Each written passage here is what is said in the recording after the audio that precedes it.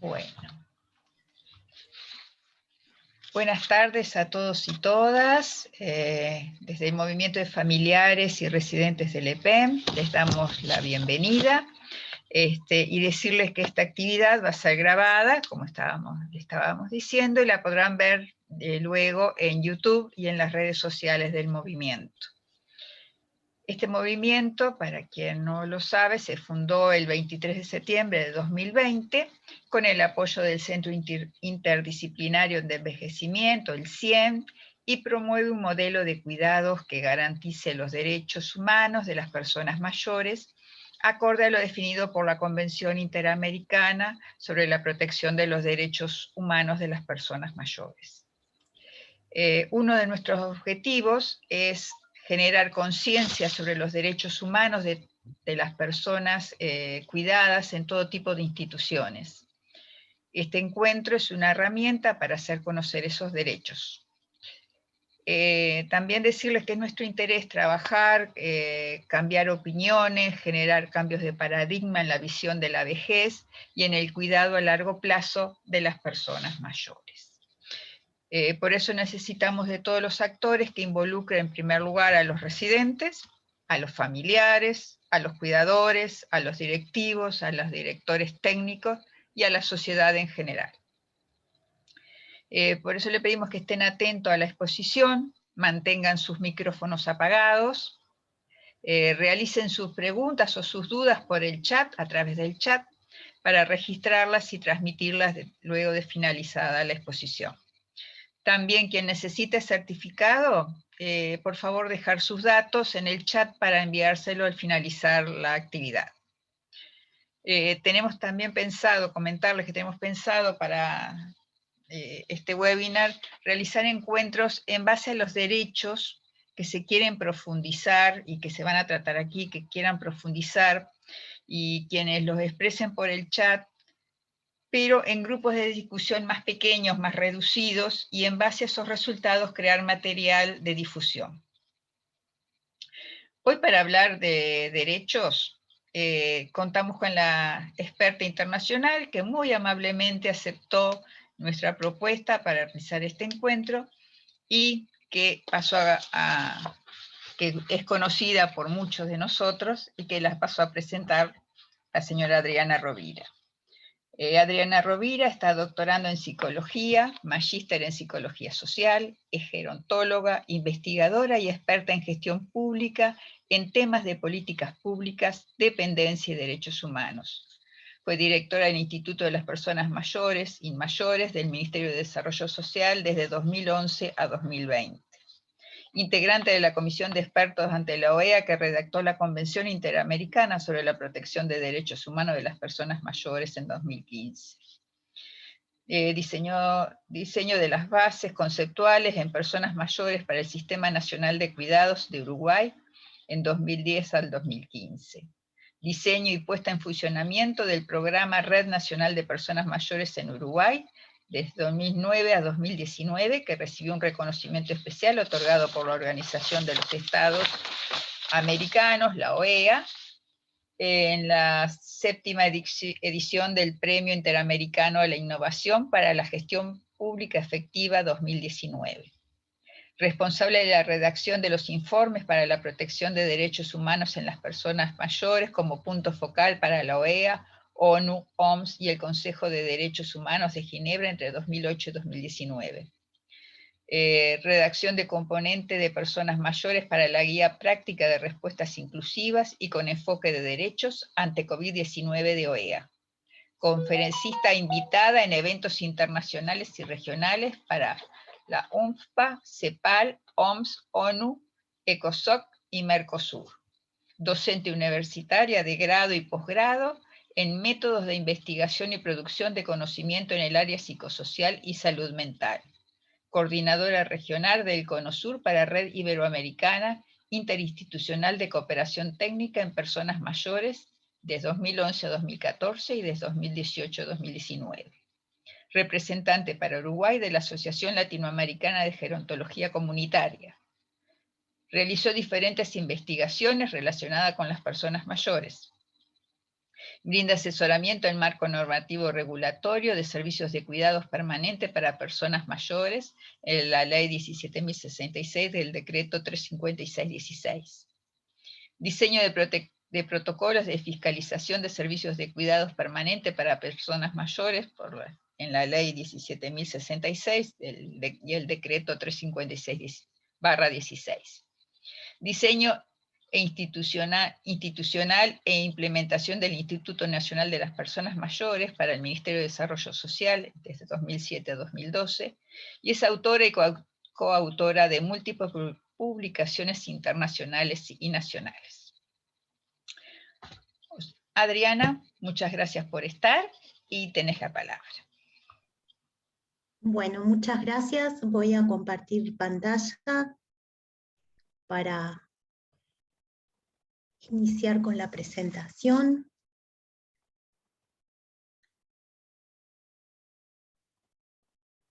Primero que nada, agradecer la invitación al movimiento de familiares y agradecer también lo que fue el proceso de trabajo para este webinar y esta presentación, porque en realidad hubo como todo el apoyo y la mayor confianza para desplegar los temas que me fueran de interés, así que gracias por eso, Alicia, a Solange, a Robert también, por el apoyo, así que muchas gracias. Bueno, la idea voy a marcar acá el reloj para poder dejar tiempo para compartir el espacio después de diálogo, de consultas, de preguntas, de debate. Es difícil, me parece que el tema vinculado a los establecimientos de cuidado a largo plazo, es difícil no articularlo con cuestiones previas a la pandemia y también aspectos que hacen a larga data y al contexto a nivel no solo nacional, sino internacional. Este es un tema en realidad como de amplio desarrollo a nivel del mundo, lo que tiene que ver con los sistemas de cuidado en las personas mayores, con los sistemas de protección. Es un elemento de tensión. El cuidado, tendríamos que pensar que los servicios de cuidado están encadenados en múltiples capas que intentan resolver distintas demandas. Y el cuidado a largo plazo en instituciones que se dedican a un tipo de cuidado específico, particular, y muchas veces de alta complejidad en el tratamiento, en el tiempo y en la tarea de cuidado, es un tema de tensión en el mundo, de gran debate, porque bueno, también implica a nivel de conceptual un proceso de discusión que no está saldado respecto al rol, al lugar de estos servicios en el entramado de la sociedad, y también al costo que estos servicios implican. Mirando justamente en el desarrollo de las políticas de cuidado como esto, un entramado de acciones, el cuidado a largo plazo institucional es el más costoso, el que requiere mayor nivel de complejidad en la respuesta, de dedicación. Entonces muchas veces es un tipo de servicio que cuesta más a nivel de los estados latinoamericanos de encontrar una mayor presencia en materia de lo que es el proceso de respuesta por parte de política pública. Han sido servicios que han estado más en el desarrollo en la región, en los temas de la comunidad a nivel social, de organizaciones sociales, filantrópicas, pero es un tipo de servicio que al menos en la región viene como rezagado en la modalidad de intervención. Ha habido algunos desarrollos en la década, a partir de la década del 90, porque empieza este crecimiento de la esperanza de vida en las personas mayores, a ubicar una nueva demanda en los servicios de cuidado, en el servicio institucional, digamos, y eso implica como marcos regulatorios que fueron modificándose, algunos ampliándose, tratando de pensar algunos niveles más de integralidad. Tenemos que pensar que fundamentalmente desde lo que fue el desarrollo en el siglo XX de los servicios de cuidado institucional hasta entrada a la década del 80, 90, mayoritariamente este tipo de servicios estaban ubicados a una población de menor edad. Esto quiere decir que iban desde los 65, 60 años hasta los 75, 80, y que fundamentalmente se vinculaban a resolución de elementos de pobreza o de soledad o una combinación de ambas. Intentaban resolver más bien una situación de vivienda y manutención diaria de las personas, porque muchas veces vivir solo es muy costoso, entonces había población que no lo podía resolver y utilizaba este tipo de servicios para eso, como alojamiento, y eso va lentamente cambiando las pautas de respuesta y de desarrollo a medida que la esperanza de vida empieza a aumentar con una presencia de comorbilidad o de enfermedades crónicas que generan distintas situaciones de dependencia. Entonces los servicios empiezan a variar en el mundo, pero fundamentalmente en América Latina a partir de la década del 90, en unas respuestas más de atención directamente a cuidados. Los servicios a largo plazo son un tipo de servicio que podríamos decir que están en el debate permanente de la sociedad. Vamos a ver ahora un poquito por qué. Esto que yo planteaba a nivel introductorio, después voy a detallar bien cuál es la situación de Uruguay, el perfil de población, pero en principio hay que entender estos servicios, esta modalidad de respuesta, en el marco del dilema y el problema del cuidado que se presenta en nuestras sociedades actuales.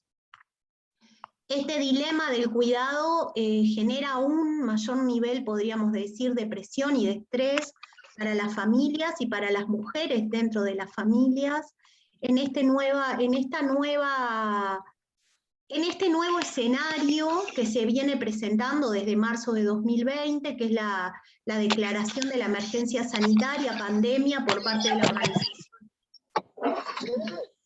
Mundial de la Salud. El dilema de cuidado, ahí creo que un micrófono que está prendido, capaz que si lo puede, ahí va. A veces cuando uno ingresa a la sala queda el micrófono encendido. Este dilema de cuidados tiene como varios puntos que me parece que es importante tener en cuenta. Por un lado están, el cuidado es algo que en realidad requerimos todas las personas en una sociedad a lo largo de nuestro curso de vida, desde distintas características, pero es probable que todas las personas en algún momento vamos a requerir cuidados y vamos a cuidar. Esto es fundamental para descentrarlo de esta visión más como fatalista y determinista, vinculado a una situación, podríamos decir, cronificada o estable de dependencia. La demanda de cuidados y la situación de autonomía y dependencia son variadas en la vida de las personas. Y en base a eso los arreglos que las personas vamos haciendo en relación a quién nos cuida, cómo nos cuidan, a quién cuidamos, cómo cuidamos, es central para entender este dilema del cuidado. Por otro lado, muchas veces se cuida a personas que no tienen dependencia, y este también es otro factor relevante e importante para comprender. Muchas veces las familias y las mujeres cuidan o prestan servicios de cuidado a quienes no tienen ningún nivel de dependencia, más bien sostenido en roles vinculados a la distribución sexual de las tareas en el hogar, del trabajo doméstico. Tiene que ver con esta, podríamos decir, división dicotómica que se hace entre la vida productiva y la vida reproductiva, el tipo de tarea que tiene reconocimiento y la que no.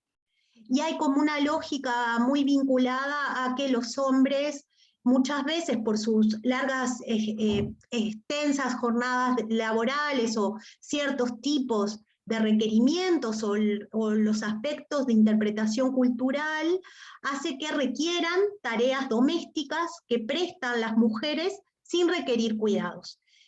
Esto es parte como también del escenario que configura este dilema y este problema moderno respecto al cuidado.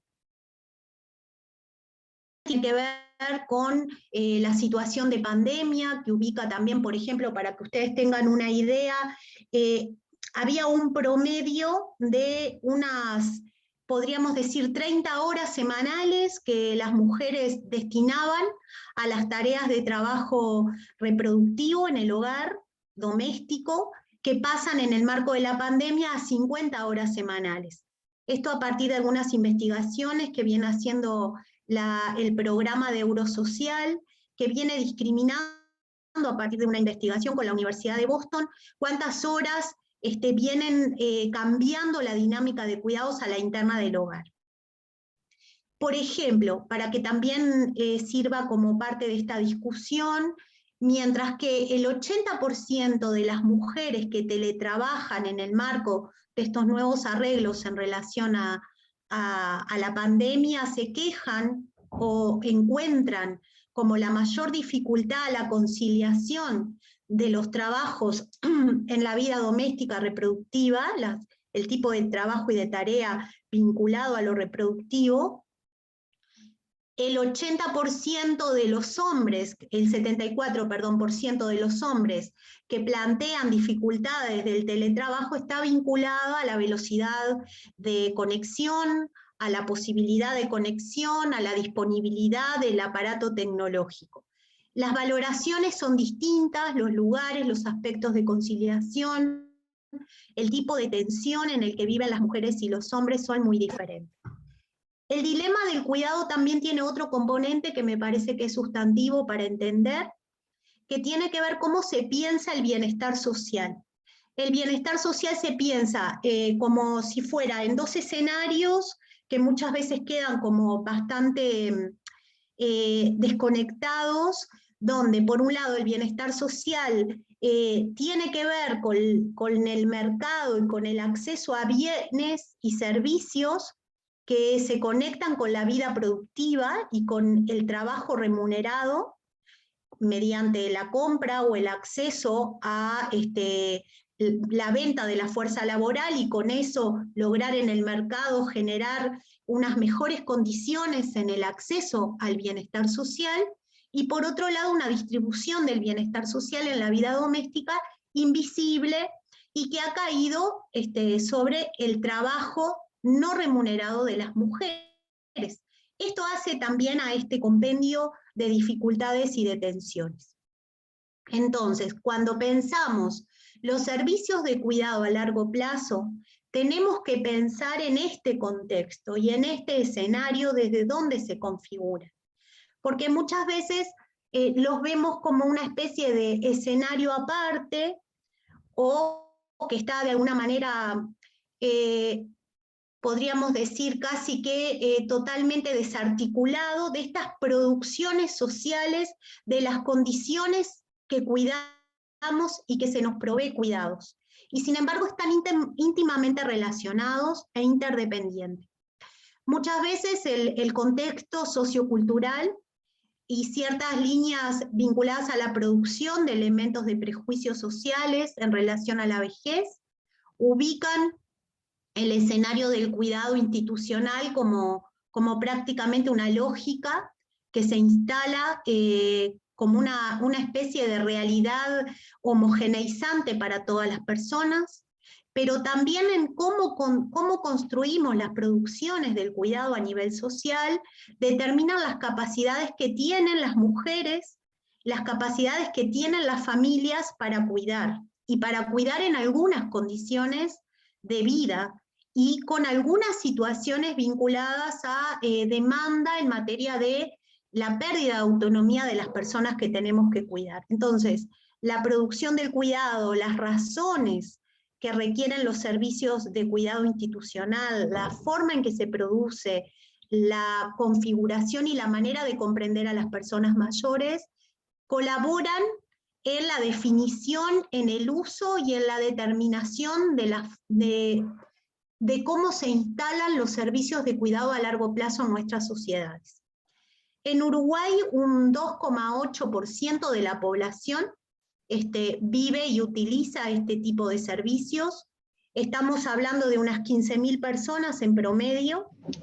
Estos datos tienen como 3 fuentes que son fundamentales de ubicar. Primero, el censo del INE, de hogares y personas del año 2011, que en el ítem de hogares colectivos relevaba este volumen de población que requería o que vivía en este tipo de establecimientos.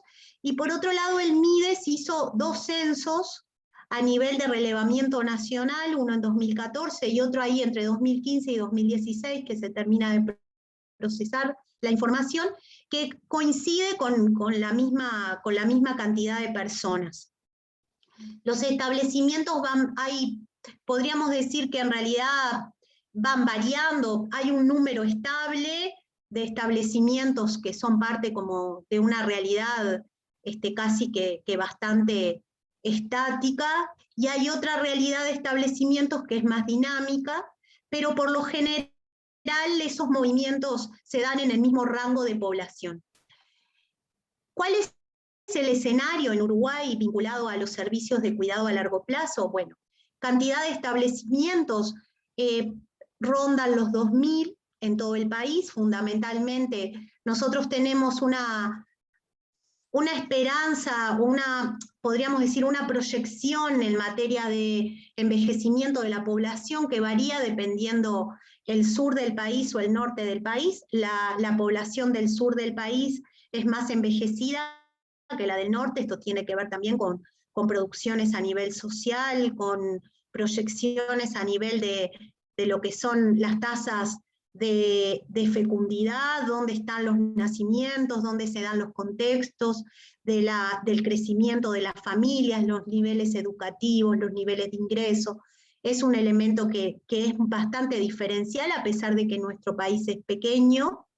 Entonces tenemos que hay una mayor presencia de establecimientos en la zona sur del país, fundamentalmente los que aparecen con más cantidad es Montevideo y Canelones, y rondan entre unos 1.800 a 2.000 en las bases de estos relevamientos, con una calidad de servicios muy dinámica o muy diferencial, podríamos llamarla así.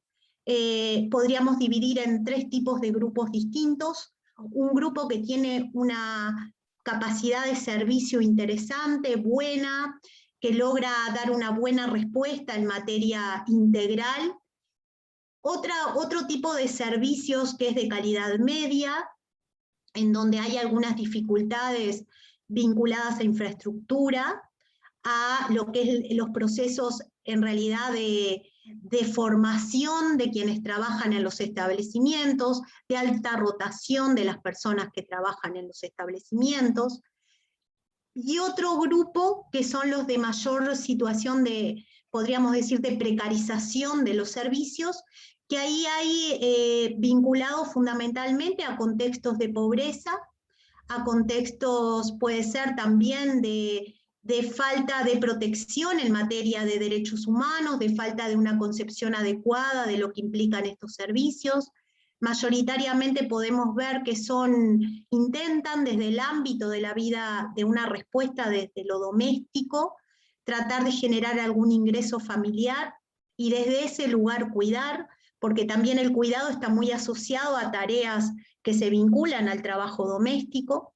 Entonces, esas lógicas muchas veces comparten las mismas situaciones de pobreza quienes residen y quienes están a cargo de los establecimientos. Acá es importante discriminar como 2 aspectos que son centrales. Por un lado, esto que siempre aparece en la prensa, ¿no? Los que están habilitados, los que no están habilitados. Bueno, la habilitación en Uruguay ha sido un elemento de dificultad grande en poder generar, podríamos decir, la gestión y la puesta en funcionamiento de mecanismos regulatorios que permitan promover y mejorar los niveles de regularización de los establecimientos. Esto tiene varias dimensiones que podrían contribuir a mirar este fenómeno y a pensarlo por qué sucede. Fundamentalmente los procesos de habilitación tienen costos asociados, muchos en infraestructura, eso no siempre es fácil de resolver. Tenemos que pensar que los servicios de cuidado a largo plazo son muy costosos y que muchas veces lo que la persona puede pagar o lo que se puede cobrar para el tipo de servicio que se da no alcanza a cubrir esos costos. Eso hace que los servicios en muchos casos sean de baja calidad, tengan carencias a nivel de infraestructura y tengan dificultad en poder adquirir o lograr los procesos que hacen a la tramitación normativa de una habilitación.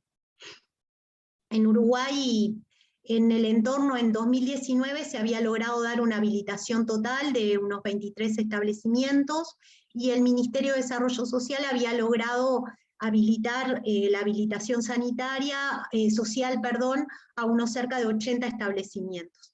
Luego la habilitación sanitaria se suma y se completa el proceso. Acá hay otra segunda dimensión que yo planteaba que tiene que ver con la criminalización de estos servicios. Estamos acostumbrados muchas veces a que a veces hay alguna situación puntual de violación de derechos flagrante, contundente, que nos provoca indignación a nivel social y tendemos como a criminalizar este tipo de servicios. Me parece que eso genera como algunos procesos bastante complejos de tramitación para la resolución que implican los compromisos a nivel social que tendríamos como sociedad que comprometer para resolver las situaciones del cuidado a largo plazo. Hay que discriminar los establecimientos que están en precarización y pobreza de aquellos que realmente vulneran derechos. Este escenario me parece que es fundamental y que es trascendente para que los servicios empiecen a tener también un nivel de reconocimiento en la tarea que hacen. Claramente el mundo va cambiando la concepción del servicio de cuidado a largo plazo y cada vez más esta respuesta es necesaria para aquella población que tiene una alta demanda de cuidados y que esto va de alguna manera nutriendo el debate a nivel internacional. Pero es importante tener en cuenta que los servicios están allí para brindar también un tipo de cuidado que muchas veces las familias no pueden resolver y que es importante que estén allí, que forman parte de estas distintas capas que vinculan a las condiciones de producción social del cuidado. Por otro lado, la población que utiliza estos servicios. Veíamos hoy que mayoritariamente va cambiando, va cada vez en el censo, nos planteaban que hay una población que va aumentando en su digamos, esperanza de vida, en su edad, hay una mayor presencia de las personas mayores de 75, mayores de 80, altamente feminizada, la población que reside, que hace uso de estos servicios, con demanda de algún nivel de cuidados, con alguna pérdida de autonomía. Esta población es un elemento que es clave y que es importante para observar. Con respecto a la regulación, bueno, Uruguay tiene, yo quería como dividir, por un lado, elementos que hacen a marcos normativos que son globales o que son a nivel regional, que son importantes de tener en cuenta, y después sí pasar a lo que es específicamente a el tratamiento de la normativa a nivel nacional. Capaz que voy primero a la nacional, porque me quedó un poquito corrida ahora con la presentación y luego vamos para atrás a la más regional e internacional. A nivel nacional, entiendo que hay 5 normativas, 5 marcos jurídicos que son importantes y que hacen a la situación de la protección de derechos de las personas que hacen uso de estos servicios.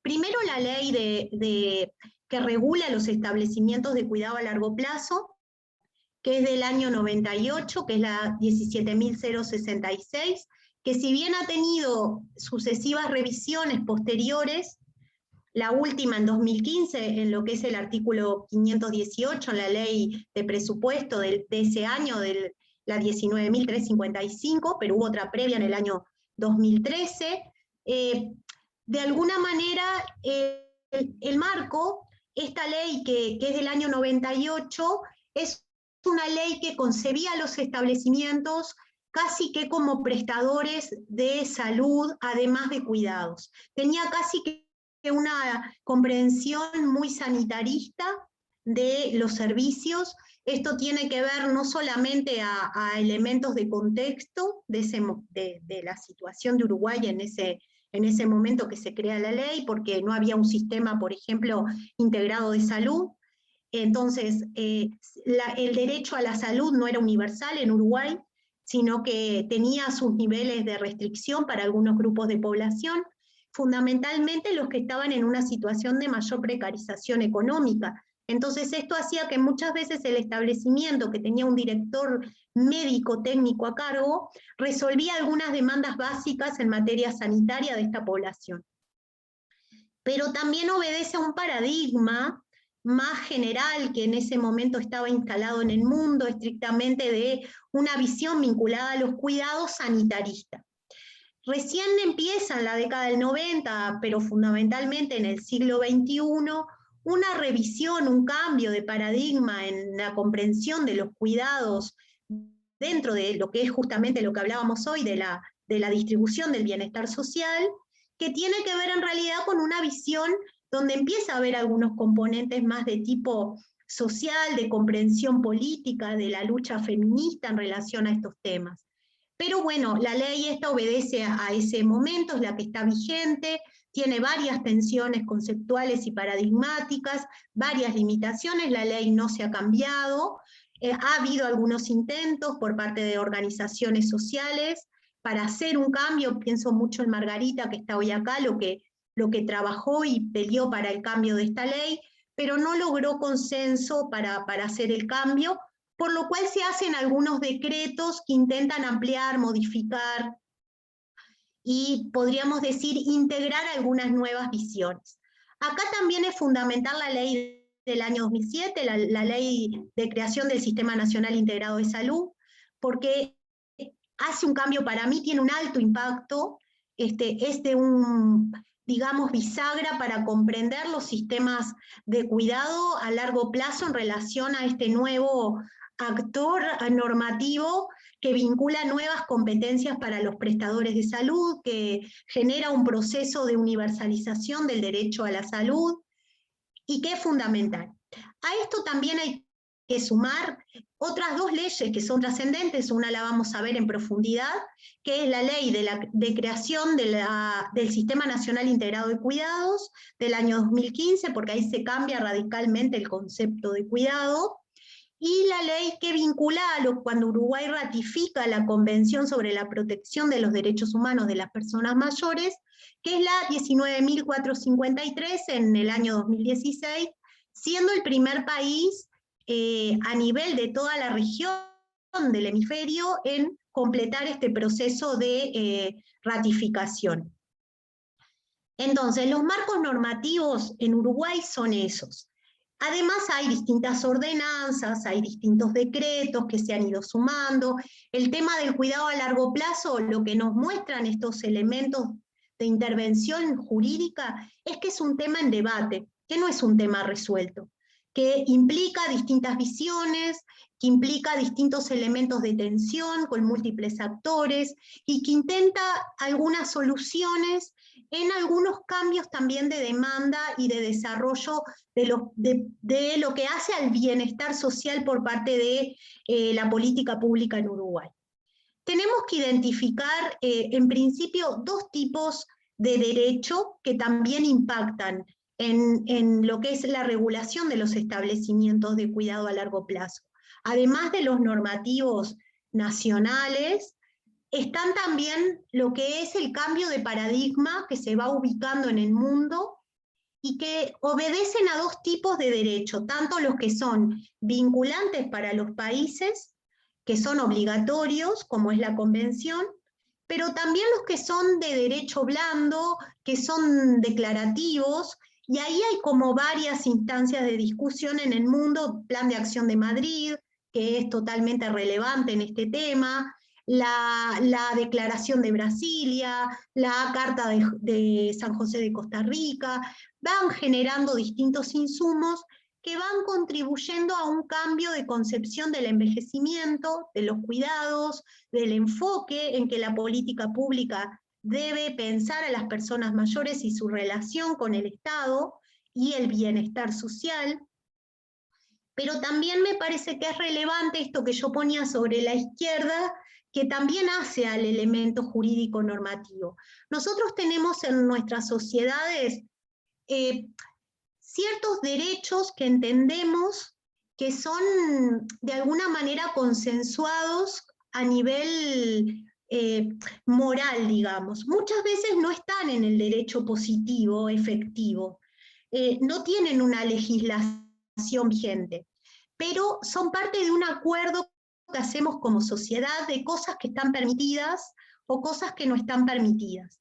Y ese tipo de normativa que no es jurídica, pero que vincula un tipo de derecho, forma parte y nutre también la concepción.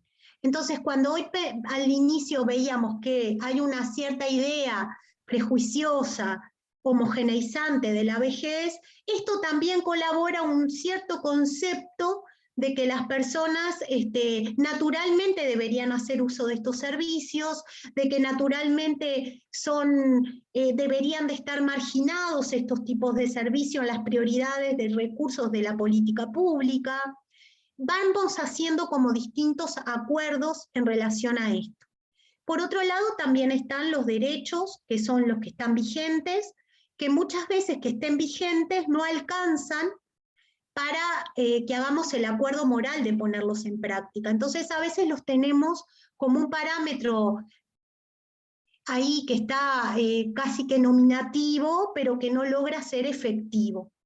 Los derechos humanos muchas veces obedecen a estas lógicas. Primero que nada son interdependientes, no hay un derecho fundamental frente a otro. La pandemia ha puesto en debate esto y en tensión porque parece que el derecho a la vida es superior a cualquier otro tipo de derecho humano. Y sin embargo, si bien muchas veces sí, si no hay vida, no hay posibilidad de la protección de otros derechos, la vida debe ir acompañada de cuestiones que permitan que esa vida esté en una situación de dignidad. Entonces creo que ahí hay como una tensión en tratar de ubicar que el derecho a la vida es superior y que debe preservarse sobre todos los otros derechos. Y esto es un elemento que de alguna forma está en tensión en nuestra sociedad y tiene que ver con esto, con los derechos vigentes, con los derechos que están vigentes pero que no terminan todavía de ser efectivos, con los derechos que que no tienen una normativa pero que son acuerdos o que tienen un marco moral muy fuerte.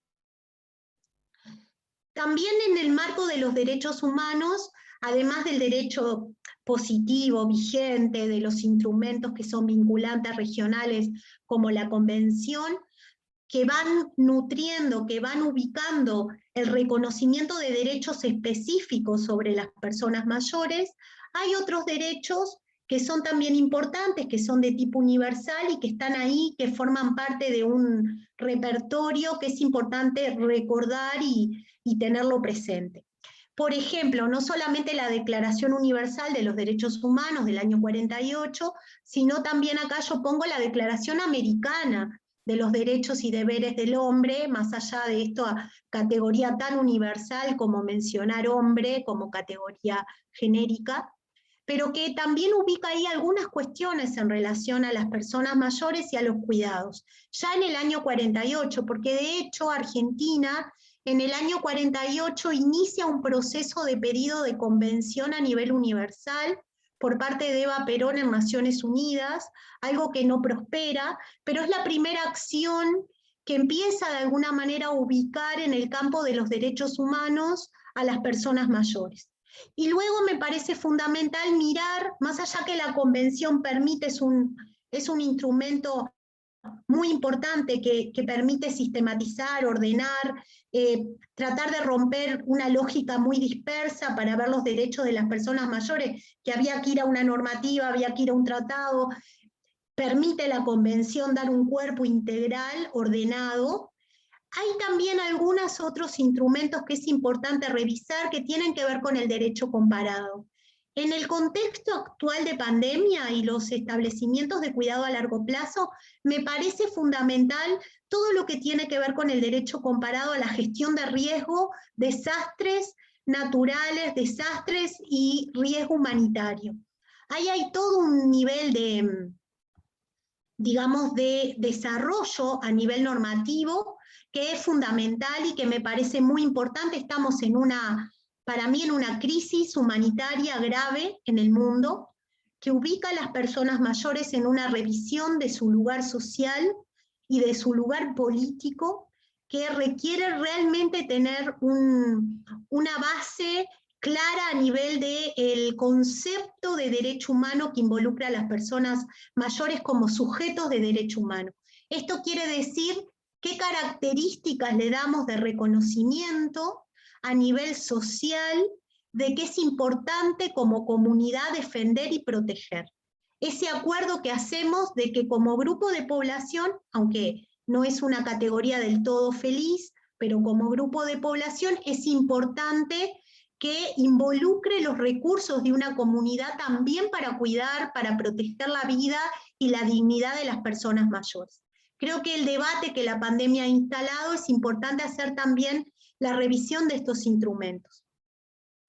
Bueno, la convención es el instrumento que yo diría por naturaleza más idóneo porque ubica, es el primer instrumento de reconocimiento de derecho específico en el campo del envejecimiento y de la vejez. Es el primer instrumento a nivel del mundo de estas características, que es vinculante, que ingresa a las personas mayores directamente en el reconocimiento del derecho específico y no solo desde el derecho universal, que bueno, hay que leerlo a partir de la interpretación normativa que cada país o que cada jurisprudencia va haciendo, sino que ubica ahí un repertorio de derechos que son de alguna manera a ser contemplados, protegidos y ser garantizados por parte de los estados que ubican a la dignidad de las personas en su etapa de vida de la vejez.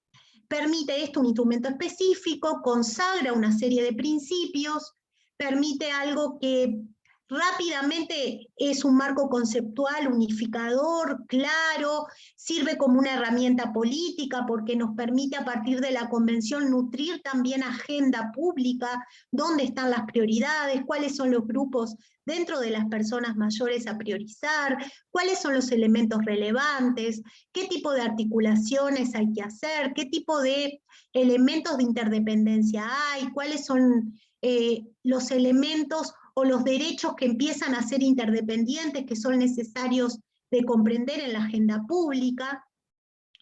Y a su vez la convención, en mi opinión, genera lo que es un estándar fundamental en los tiempos de pandemia en los que vivimos, porque obliga en realidad a una serie, a una cantidad de mecanismos de protección en la prevención de los derechos específicos de las personas mayores. Hay una cantidad de artículos, yo quería acá rescatar, queda para la presentación igual disponible. Yo quería hacer alusión fundamentalmente lo que yo entiendo que son los artículos que hay que atender especialmente en el marco de la pandemia. Los nombro, pero quedan ahí: el artículo 5, el artículo 6 de derecho a la vida y a la dignidad, me voy a detener en alguno más que en otro, el derecho a la independencia y a la autonomía, el derecho a la seguridad y a una vida sin ningún tipo de violencia, el artículo 9. No me quiero detener mucho tanto en los artículos porque quiero ir más a otra parte. Bueno, el artículo 11, que esto de derecho a brindar consentimiento libre e informado, sabemos que este es un elemento de alta complejidad y de alta dificultad de instrumentación. Hay ahí como una concepción, una especie de tutelaje que se instala directamente sobre las personas mayores solo por una condición de edad, y mucho más en los establecimientos de cuidado a largo plazo, porque es verdad que muchas veces hay que resolver situaciones prácticas de la vida y las personas a veces no pueden todo el tiempo estar en condiciones porque hay algunas dificultades o hay algunas situaciones que no permiten generar todo el tiempo el proceso del consentimiento, dar su consentimiento. La vida institucional tiene una dinámica que es altamente alienizante, entonces eso también genera tensiones, pero es un elemento muy complejo y muy resistido dentro de la lógica de los, en realidad a nivel general en las prácticas de cuidado, pero también particularmente en lo que hace a los servicios de cuidado de largo plazo.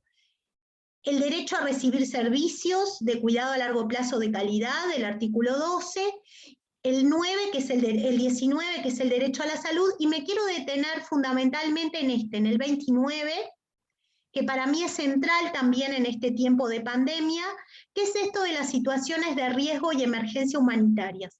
Creo que esto es un elemento central porque las personas mayores hemos visto a lo largo de este tiempo que muchas veces no, si bien la convención plantea la necesidad de priorizarlas, hay muchos marcos, como yo planteaba en esto del derecho comparado, la Convención de las Personas con Discapacidad de ONU del año 2006, hay como muchos instrumentos que plantean que, bueno, que las personas que están en situación de mayor fragilidad, de mayor precarización en sus condiciones de vida, requieren en las crisis humanitarias, en las pandemias o en las situaciones podríamos llamar de riesgo humanitario, que sean priorizadas en los recursos, en el acceso a servicios.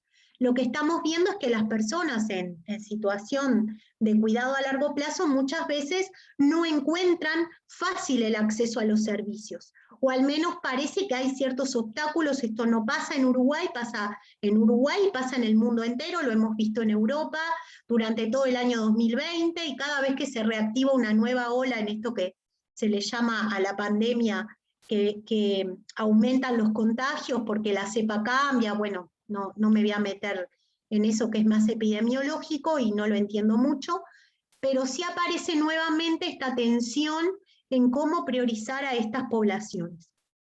Esto me parece que la convención ahí en ese artículo es central para la revisión, para la definición. En esto yo quería plantear algunas cuestiones centrales en relación a los derechos humanos de las personas mayores en tiempo de pandemia. Primero, que los derechos humanos nunca se suspenden. Todos los derechos están vigentes siempre, sea en tiempos de normalidad como en tiempos de excepcionalidad. No podemos pensar que porque hay una situación de crisis a nivel sanitario, social, hay ciertos derechos que quedan suspendidos. Y en esto me parece que es fundamental el derecho a la libertad, el derecho a la toma de decisión, el derecho a saber sobre las prácticas que me van a realizar en materia sanitaria, en materia de cuidados, en materia social, a tener información adecuada. Cuando digo adecuada es en el tiempo preciso y en la forma en que la puedo comprender, adecuada para mí, para mi manera de comprender, para que yo entienda. Por ejemplo, si las personas mayores que hacen uso de establecimientos de cuidado a largo plazo van a ser vacunadas por la COVID, bueno, que sean informadas, como nos hacen a cada una del resto de las personas, firmar un consentimiento para ser vacunadas. Bueno, ¿cómo se dan esos procesos? ¿Cómo se acerca esta situación de definición y de consentimiento de la persona? ¿Cómo se da ese tratamiento de información? Esto es fundamental. No se suspenden. Por otro lado, la COVID-19, la pandemia, ha generado un evento traumático para todas las personas en la sociedad, pero fundamentalmente para personas que han quedado aisladas o al margen de ciertos procesos de definición. Por ejemplo, mientras las medidas de prevención son medidas que utilizan el concepto de burbuja, de distanciamiento social adecuado, vemos que con las personas que hacen uso de establecimientos no existe el tema de la burbuja, que se hacen como algunas excepcionalidades de comprensión de los protocolos generales, porque digamos, las personas que cuidan entran y salen.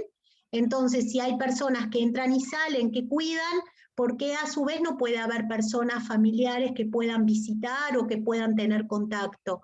¿Por qué el distanciamiento que requiere que se da como pauta, o los protocolos en materia de prevención, por qué son radicalizados y no son contemplados igual para las personas que hacen uso de estos servicios. Hay como una especie de excepcionalidad, que ahora para cerrar me gustaría como redondear esa idea, que se instala en este tipo de población. Y por otro lado, este escenario de vulneración específico de derechos. Hay como un nuevo compendio que se pone en práctica de vulneración de derechos, no solamente la violencia que ya veíamos, física, psicológica, el maltrato verbal, el abuso financiero, que muchas veces es una realidad en los establecimientos también de cuidado a largo plazo, no solo lo que se puede pensar que realizan dentro del establecimiento, en algunos establecimientos. Hoy veíamos esto de no criminalizar, de no extender esto a la generalidad de los servicios, pero también, por ejemplo, en prácticas burocráticas por parte del Estado. Muchas veces las personas mayores que tienen algún tipo de deterioro cognitivo tienen una curatela, que incluso es hasta violatoria de derechos en el marco de la convención. Ya no debería usarse esa figura, pero se utiliza, y cuando el curador, por ejemplo, fallece, que es quien cobra la prestación, la persona puede llegar a quedar meses sin cobrar su prestación económica y sin poder pagar el residencial, el establecimiento, hasta que un juez no operativiza una nueva delegación de curatela hacia otra persona. Entonces, estos elementos de vulneración que veíamos han ampliado o se han sofisticado aún más en los tiempos de pandemia, con esto, por ejemplo, de la obstinación diagnóstica, la obstinación terapéutica, un cierto tipo de vulneración de derechos que no lo veíamos tanto, pero que con el aislamiento, con el confinamiento de las personas adentro de los establecimientos, cada vez debemos empezar a prestarle más atención. La deshumanización, la despersonalización, el aislamiento social, la homogeneización en el tratamiento de las situaciones de las personas mayores. Parece que todas las personas tienen un desarrollo igual frente a la COVID-19 y que van a tener un mismo desenlace en relación a la terapéutica o no en relación a la COVID-19. Los prejuicios en realidad que se articulan de la discriminación por edad con la distribución de los recursos. ¿Cuánto hemos visto en el mundo la dificultad en Holanda, en Bélgica, en países que se supone que tienen sistemas de bienestar social más fuertes que los estados latinoamericanos, en distribuir recursos hacia la población, hacia estas poblaciones? Para cerrar, porque creo que ya estoy como súper pasada de hora, ¿no? Porque el reloj no me funcionó. Creo que la situación de complejidad que presentan los establecimientos de cuidado a largo plazo en Uruguay y en el mundo tienen al menos 4 dimensiones que deberíamos de pensar que suman a esta complejidad. Uno, la población que reside en los establecimientos. Si vemos que la COVID-19 presenta mayor nivel, vieron que la mayor tasa de contagios no está entre las personas mayores, está entre la población de 30 a 45 años, pero la mayor mortalidad sí aparece en los mayores de 65 años, fundamentalmente vinculado a esto de la comorbilidad y los cuadros a nivel crónico y demás. Entonces, sí, quienes hacen uso de estos establecimientos son una población cada vez más envejecida, mayores de 80, puede haber ahí un nivel de vinculado a la edad, a la comorbilidad, a los cuadros en materia de enfermedades crónicas, que aumenten los niveles de vulneración y de, podríamos decir, de riesgo y de lo que vemos como en el mundo general en relación a las personas mayores y la COVID en los establecimientos de cuidado. Pero, a la vez, hay otros 3 problemas que son centrales. Las deficiencias en la conexión con los sistemas de salud. Muchas veces, si bien Uruguay tiene un sistema nacional integrado de salud, cada persona debe tener su prestador de salud, vemos que a veces los servicios están desconectados, que funcionan como instituciones totales a pesar de estos cambios conceptuales que yo iba mencionando, pero que de alguna manera dificulta el tratamiento o el vínculo con el prestador de salud. Los establecimientos de cuidado no son de cuidado a largo plazo, no son prestadores de salud, son prestadores de cuidado, no pueden no pueden recetar medicación, no pueden recetar terapéutica, lo que hacen es dar cumplimiento a una terapéutica, a una medicación que es recetada por el médico, que la persona lo asiste en su prestador de salud. Hace que se le dé la medicación en el tiempo y forma que se plantea, se hace seguimiento de esa medicación, a veces el director técnico tiene un vínculo con el médico del prestador de salud, hay un ida y vuelta, hay intercambios, pero no es el establecimiento un prestador de salud. Esta deficiencia, la desconexión, que se le pida al establecimiento que resuelva como un prestador de salud sin serlo, y sin tener la infraestructura, el personal técnico para eso, también genera un aspecto de incidencia en los niveles de mortalidad y de dificultad en la gestión de la pandemia. A su vez, los problemas estructurales de los servicios son, por lo general, y esto no es solo de Uruguay, aunque en Uruguay se da y mucho, esto se da en todo el mundo, son servicios que tienen espacios de infraestructura restringidos, muchas veces con presencia de hacinamiento, con poca ventilación, con lugares en donde hay muchas personas viviendo juntas, y eso genera que haya aglomeración de personas. Y esto de alguna manera también, esa deficiencia estructural de los servicios no se resuelve con el aislamiento y el confinamiento de las personas, porque de alguna forma intenta resolver una situación que al menos la pandemia está enunciando, que es importante de rever y de pensar estos servicios. Por ejemplo, en España existe esta lógica de grandes servicios, como en unas lógicas hospitalarias con residentes de hasta 200 personas por establecimiento, y es algo que ahora con el marco de la pandemia hay que empezar a cambiar. Y luego los contextos de encierro, que son otro de los elementos que contribuyen a la situación de precarización, de dificultad en la gestión de la pandemia. Los contextos de encierro que hace que haya un elemento de mayor incidencia y de mayor impacto a nivel de salud mental, y esto, como yo planteo acá la cita de esta investigación, tiene niveles claramente de incidencia también en lo que hace a la posibilidad inmunológica de las personas. Personas que están deprimidas también tienen un nivel inmunológico mayor o mayor precarizado, que colabora también a lo que es el desarrollo de elementos más graves en el desarrollo de la enfermedad de la COVID. Entonces me parece que muchas veces se intenta ubicar como la gestión de la pandemia y de la COVID en los establecimientos mirando solo una de estas dimensiones y no lo global de la articulación de las cuatro. Bueno, voy a dejar por acá porque me repasé del tiempo, perdón, pido disculpas, y para abrir el debate y la discusión. Muchas gracias por la atención.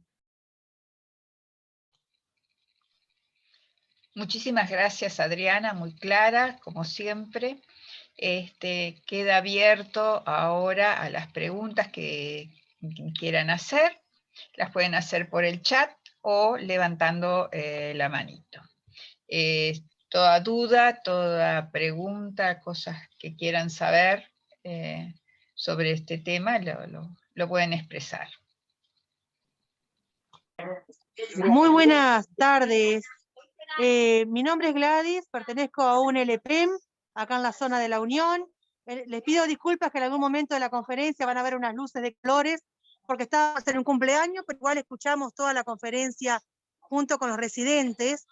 Y me quedó una pregunta para esta muchacha, que no recuerdo el nombre de ella, Robere, con respecto que ella habló de la curatela y no me quedó muy claro el tema de la curatela.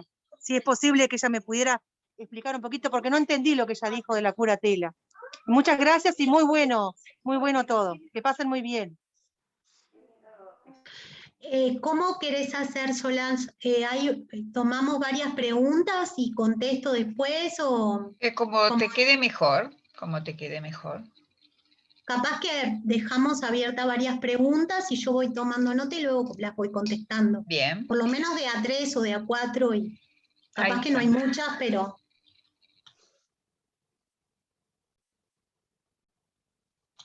¿Alguien más tiene alguna duda, alguna pregunta?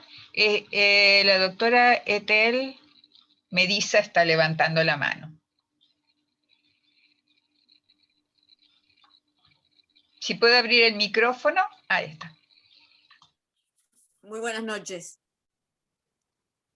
Hay tanta información que no sé cómo fue la pregunta, pero quedó con lo último que dijo, las aglomeraciones. Y realmente es un tema muy, muy importante, pero creo que da para como al menos 4 o 5 Zoom hablar de eso. La verdad es que hay distintas variantes, no estamos en condiciones de decir cuál variante fue la causante de los fallecimientos, por ejemplo, de solo los ancianos, y cuáles otras han fallecido niños, y tantas otras por patologías y distintas cosas, ¿no? Es cierto, desde el punto de vista científico hablo, ¿no? Que se están diciendo muchas noticias, otras son falsas, y no da el tiempo para poder contestar y hacer públicas la contracara, ¿no? La contrarrespuesta a eso, porque ha causado un poco de, ¿cómo puedo decir? Sugestión. La sugestión también mata, y tal vez más que el COVID. Se predispone la persona, bajan las defensas y se hace cierto y empiezan los síntomas y es psicótico, neurológico, mejor dicho. Es difícil, abarca muchas cosas y si pudiéramos hacer todo en una sola cosa para que sea viral, yo creo que nos costa más que cualquier otra que sí se hace viral y también hace daño. Pero la pregunta mía es, ¿existe la posibilidad de recuperar esa normalidad con tanto en contra y es nada menos lo que se dice? Porque sí, doy fe de eso. Sumó los acontecimientos del perro que asesinó al niño, lo estamos trabajando muy duro también. Son muchas cosas a la vez. Muchas gracias. Perdón, muy bueno este encuentro. No entendí bien la pregunta, pero creo que se te cortaba un poquito. Si la podés repetir concisamente. ¿Cómo no? Gracias. Que son muchas cosas.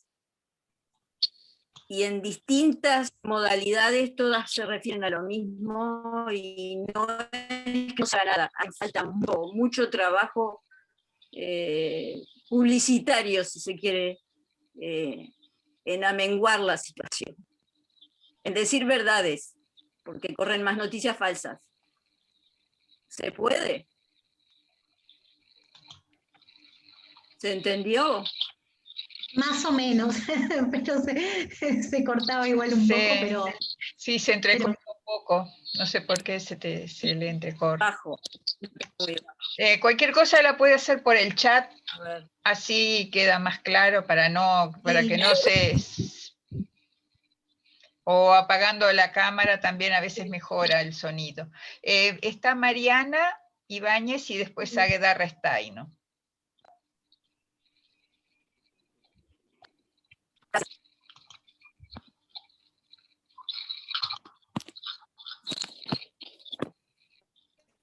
Mariana, tenés la palabra. Está silenciada. Perdón. Buenas tardes para todos. Disculpen que pensé que tenía activado el audio. Tengo una pregunta para Diana Rovira. Yo soy profesional del área social en algunos LPM y se me presenta justamente la inquietud que tú planteabas. En algunos residenciales no se les pregunta a los abuelos si ellos desean recibir visitas o no.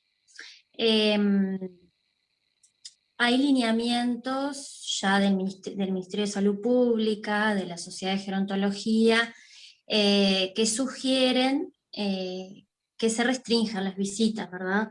Pero como tú decías, eso va en contraposición de otros derechos y es totalmente contraproducente para la vida de los abuelos. Entonces quería saber si tú tienes alguna sugerencia sobre cómo poder incidir para que, bueno, se revea esa cuestión a nivel de la dirección técnica y de los titulares de los establecimientos.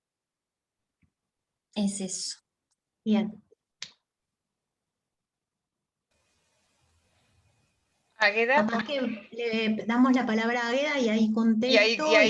y ahí contesta, sí, exactamente, Sí. eso te iba a decir. Primero un agradecimiento por Zoom, que es importantísimo, y gracias, Adriana, porque fuiste muy clara.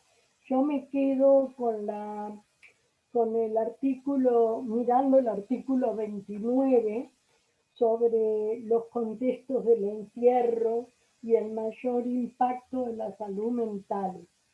Me parece que en los prestadores de atención en los hogares de larga estadía, si bien llevan el protocolo del ministerio, no toman en cuenta lo que decía recién Mariana sobre si las personas mayores quieren o no estar con su familia. No puedo entender, me dijeron de 3 o 4 hogares que dieron el domingo, gente que pasó por esos lugares, gente afuera para visitar por el Día de la Madre a su madre a través de vidrio, a través de la red. Hoy pasaban en el WhatsApp de la Redan un video de un señor viendo a través del vidrio a su señora, no sé de qué país será, pero yo escuchándolo y viendo lloraba, porque me parece que si yo estuviera en un hogar, hubiese querido que mis hijos me hubiesen ido a ver en ese momento. Entonces yo creo que tomando ese artículo me preguntaba, tú decías que en ese contexto del encierro, el impacto de la salud mental es totalmente perjudicial. Sabiendo esto, y sabiendo que los empleados entran y salen y rompen esa burbuja, ¿por qué no, con horarios específicos y protocolos, no se permite la presencialidad? ¿No sería importante? Gracias. Bien. Bueno, capaz que arranco por el final y termino con la de curatela.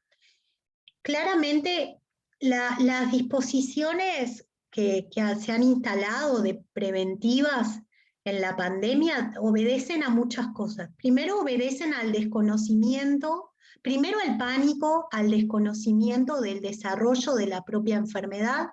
Creo que eso ha sido como parte de algo que ha sorprendido al mundo entero, y de ir ensayando acciones, en donde en ese marco se han ido tomando determinadas acciones, muchas veces de manera experimental y viendo cómo es el desarrollo con respecto a la prevención de la pandemia.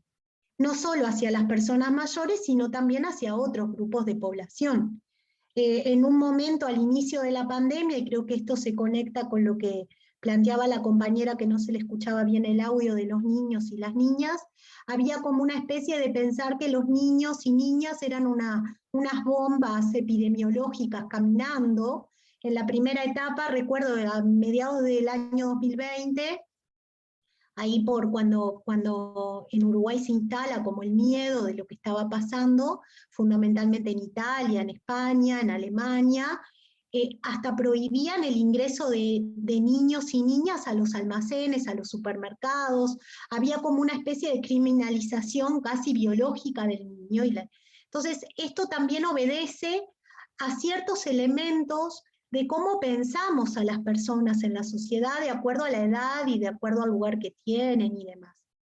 Claramente las personas mayores que están en los establecimientos de cuidado tienen una vulneración en la forma de ser concebidas como sujetos de derecho que no instala la pandemia, que son previas, que son parte de lógicas tutelares que se han ido instalando, en donde no se les pregunta mayoritariamente sobre algunos aspectos de su vida, también los procesos institucionales colaboran en eso, pero claramente las personas no están privadas de libertad, están haciendo uso de un servicio que les brinda ciertos cuidados porque requieren esos cuidados, pero no están privadas de libertad, por lo cual lo primero que habría que poner en diálogo y en discusión es qué piensan las personas mayores respecto a estas medidas y qué quieren las personas que viven en un establecimiento para sus vidas en ese momento. Algo que no siempre es fácil de consensuar colectivamente. Y que muchas veces, como también planteaba alguien, en este tráfico respecto a las situaciones de miedo y de pánico que muchas personas viven. Ahora, si la situación de pandemia se prolonga, las personas mayores ya llevan casi un año de confinamiento, muchas investigaciones internacionales están planteando que probablemente la situación de la COVID no se resuelva hasta 2022 o 2023 y que probablemente vaya a haber distintas oleadas y distintos procesos a nivel restrictivo en lo que hace a la práctica de vinculación social. Entonces cabría la pregunta si pensamos que las personas que hacen uso de establecimientos de cuidado a largo plazo puedan estar distanciadas de su familia por 2 o 3 años, cuando muchas veces la esperanza de vida de las personas en los establecimientos de este tipo ronda los 5 a 6 años, digamos, desde que ingresan hasta que mayormente las personas fallecen en estos tipos de establecimientos. Este es el único lugar de residencia. Algunas logran mudarse o volver a su domicilio, pero son muy escasos los ejemplos. Mayormente la persona ingresa al establecimiento y es el último lugar a donde va a vivir. Y la esperanza de vida, según la OMS, en realidad que tienen una vez que ingresan es de 5 a 6 años. En establecimientos de muy buena calidad logran llegar a los 10 años en promedio, ¿no? Entonces, si las personas van a tener un distanciamiento radical de sus vínculos afectivos, familiares durante 2, 3 años, ¿qué esperamos o qué construimos como sociedad en relación a la calidad de vida y a la dignidad de estas personas? Ya las personas además mayores, todas las investigaciones a nivel internacional nos plantean que son muy poco visitadas por sus familias. En realidad, no es un grupo de población. Vimos ríos de tinta prepandemia en donde una de las grandes críticas era a la falta de apoyo de las familias a las visitas, al cuidado, al vínculo. Y ahora como práctica lo que generamos es que aquellas familias que están interesadas, que están preocupadas, que quieren el vínculo, se lo restringimos y se lo prohibimos. Entonces me parece que ahí hay como elementos que son claramente políticos, paradigmáticos, de cómo comprendemos a las personas mayores y también a lo que es a la protección de la vida, una atención en la comprensión de los derechos humanos, donde parece que hay un derecho que es mantener viva a la persona que es superior a otros derechos. Por ejemplo, a mantener la vida, pero con una calidad que haga que la persona valga la pena estar viva, porque realmente me parece que eso es lo fundamental. Claramente debería haber elementos de promoción y de prevención y de vinculación de la política pública, porque tampoco le podemos pedir a los establecimientos que gestionen todos los niveles de dificultad que la pandemia presenta. Entonces, una política pública interesada en la protección de los derechos de las personas debería hisopar a familiares con asiduidad, que el PCR que da negativo, esa persona pudiera entrar y vincularse con su familia sin restricciones. Debería haber disponibilidad de estos test priorizando a estas personas. Debería haber habido una prioridad y sería fundamental la priorización de la vacunación dentro de estas poblaciones, ciertas medidas que hacen de apoyo al establecimiento, porque también si a quienes tienen a cargo la responsabilidad de llevar adelante estos servicios de cuidado le tiramos la responsabilidad de que si se mueren las personas es una especie de responsabilidad que tiene el establecimiento, Entonces también esto genera lógicas de miedo, de complicación, que no colabora para nada en la protección de los derechos de las personas que trabajan, de las personas que llevan adelante los servicios y de las personas que hacen uso de los servicios y de las familias. Entonces me parece que lo que hay primero que nada es una falta, pero no lo digo por Uruguay, lo digo a nivel general, de vinculación de la política pública en medidas de los recursos que están a disposición, priorizarlos para esta población. Si tenemos personas que tienen 90 años, que no podemos pretender que esas personas pasen 2 años sin ver a sus familias. No podemos pretender que eso sea una medida preventiva. Deberíamos de todos los recursos disponibles ponerlos a jugar y a disposición para eso.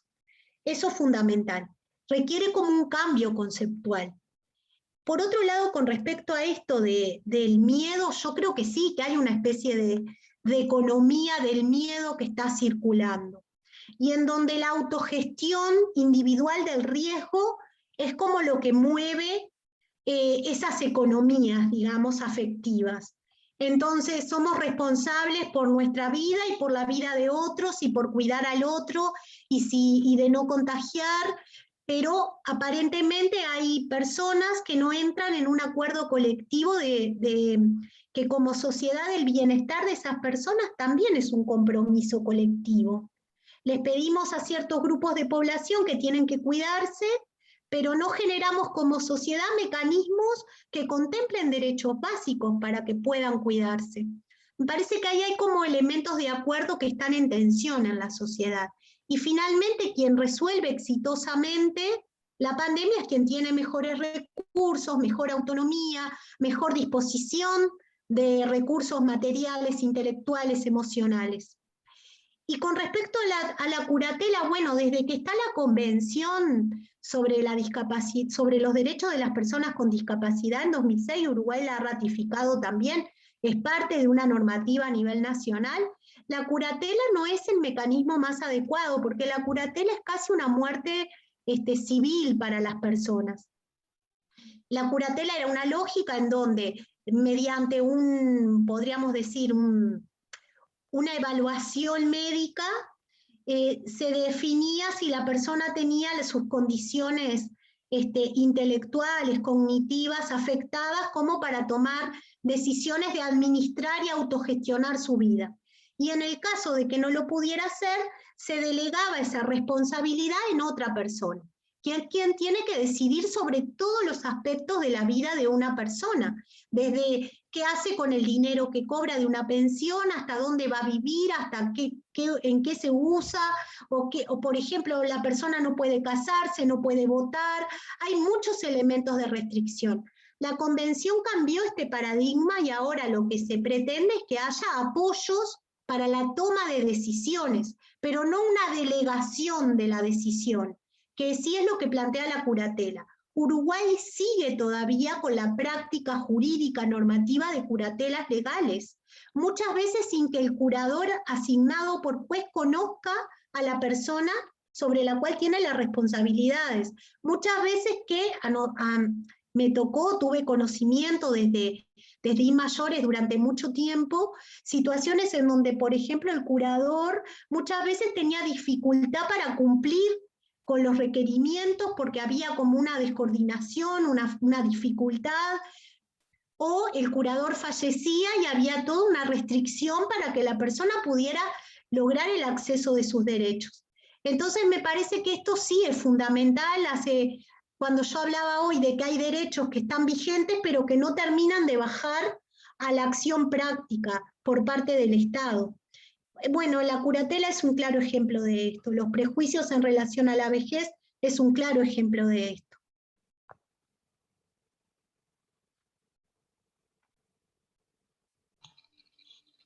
¿Alguna otra pregunta? ¿Alguien más quiere? Solange, la pregunta que quedó, que no se escuchaba bien, Sí. que la pusieron en el chat, dice así, con tanta información viralizada en contra, ¿podremos lograr bajar la sugestión de COVID-19? Esa era la pregunta, que hoy no se escuchaba. Sí, bueno, yo creo que sí, que hay una economía afectiva que circula del miedo, del pánico. Creo que igual los índices de mortalidad son reales, están ahí y no son evidencia, digamos. Sí, lo que creo que hay como una especie de también el miedo sirve para la restricción de algunas libertades que nos parecían fundamentales en el acuerdo social. Veíamos algunas situaciones impensadas antes de la pandemia, y la pandemia ha cambiado esas lógicas, ¿no? Por ejemplo, que tomemos que creo que el riesgo es naturalizar algunas de estas cuestiones. Por ejemplo, que las personas que viven en residenciales realmente por 2 o 3 años no puedan ver a sus familiares, no puedan ser abrazadas. Yo creo que esto es algo que debemos en realidad ponerle un poco de sentido común y de lógica, y hay maneras y hay recursos, como mencionaba, que se podrían poner en práctica para que esto no suceda. Creo que más que la sugestión es esto, es una forma de neutralizar o de cambiar ciertas lógicas vinculadas a lo que antes teníamos como importantes en la sociedad, que entendíamos fundamentales de nuestra libertad y que lentamente se han ido restringiendo. Ha aumentado los niveles de cuidado para las mujeres, yo mencionaba al inicio la cantidad de horas, la presión, el estrés que esto conlleva. Ha aumentado los niveles de informalidad en materia de empleo, se han perdido fuentes laborales. Entonces, nos hemos naturalizado que ciertos servicios tengan las puertas cerradas o haya dificultad para acceder a ellos, incluso servicios sanitarios que son básicos, que son fundamentales, y que hacen también a la salud de las personas. En ver especialistas, hacer seguimiento, bueno, elementos que hacen también a cómo poder cuidarnos, no solo de la COVID. Las personas siguen enfermando de otro montón de cosas y les siguen pasando otro montón de cosas, y las personas en el mundo mueren de otro montón de cosas. Es necesario, sí, y en eso estoy de acuerdo con Etel, que es necesario poder pensar las complejidades de estos procesos de vida, porque también la COVID genera como una especie de implantación, que es lo único de lo que hablamos, que es lo único que nos preocupa, que es lo único que pone en riesgo nuestras vidas. Los feminicidios siguen en aumento, las enfermedades por cáncer siguen en aumento. Hay como un montón de factores y de cosas que hacen a las condiciones de precarización de vida, a las condiciones de mortalidad, que no tienen que ver con la COVID y sin embargo están como de alguna manera, empiezan a quedar como en un segundo plano. Creo que va más por ahí. ¿Quién? Quería hacer alguna pregunta, Adriana. ¿Cómo andás, Griselda? Muy bien, un gusto verte. Que de los 4 puntos que expusiste sobre los LP, me interesa mucho el punto de las deficiencias. Te muteaste, te apagaste el micrófono. No sé hasta qué punto me oíste, que decía que en el punto que decías de los efectos devastadores del COVID en los LPM, las deficiencias en la conexión con los sistemas de salud, me parece sumamente grave. Me parece sumamente grave porque teniendo un marco regulatorio del sistema sanitario, como es la creación del Sistema Nacional Integrado de Salud, ¿cómo es posible que haya una desconexión tan enorme entre el sistema de salud y los hogares, por ejemplo, donde las personas parecen estar absolutamente privadas de la libertad, donde no se valora la calidad de la vida, donde no se valora la importancia que tiene el vínculo con las familias? Yo acá me parece muy, pero muy grave que es cierto que hay gente que deposita a sus familiares allí. Hay unos porque no pueden, otros por diferentes circunstancias que yo no voy a abrir juicio. Pero las familias que sí están interesadas en participar, hemos estado en esta situación concreta del hogar Victoriano Sosa de Fraiventos, años, reuniones constantes pidiendo que nos abran la puerta, que nos dejen conversar, que nos dejen dialogar con la comisión. Nada, nada, nada, absolutamente nada. Es como si pensaba que en el sistema carcelario los presos reciben visitas. Allí no se recibe a nadie. Un poco es por protegerlos, pero hay unas medidas que son exageradas, que tienen que ver con la calidad de vida y con las manifestaciones afectivas que ellos necesitan.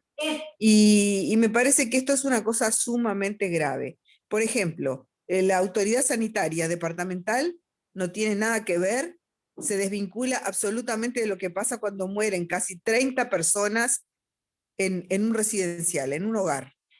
Esto es alarmante, yo no sé qué va a pasar con esto, si hay una investigación. Veo que en todos los departamentos la actitud es distinta, porque en otros lados ha fallecido, por ejemplo en Valdense falleció una sola persona y hay toda una investigación administrativa con gente separada del cargo y todo lo demás.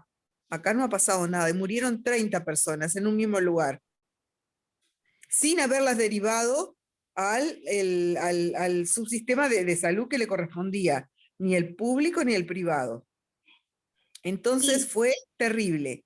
Perdón porque tengo una gran angustia por esto, Adriana. Sí, es que me parece que colocó como un gran debate a nivel nacional. Yo la situación en particular la desconozco, no puedo abrir opinión al respecto.